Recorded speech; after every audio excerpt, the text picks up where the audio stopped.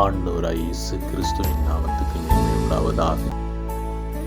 நீதிமொழிகள் 28வது அதிகாரம் வசனம் 9 இப்படியாய் சொல்லப்படுகிறது.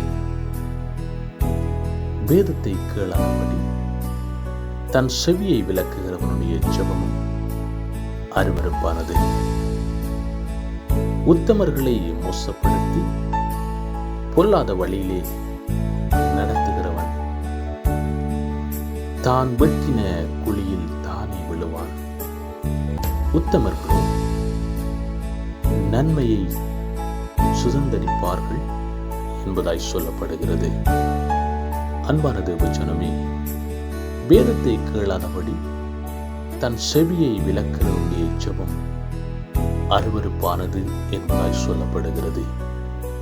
வேதத்தை தியானிக்கும் பொழுது, வேதத்தை கற்றுக்கொள்ளும் பொழுது, வேதத்தின்படி நடக்கும் பொழுது கர்த்தர் எங்களுடைய ஜெபங்களை கேட்கிறவராயிருக்கிறார். கர்த்தருடைய ஆவியானவர் எங்களோடு கிரியை செய்கிறவராயிருக்கிறார்.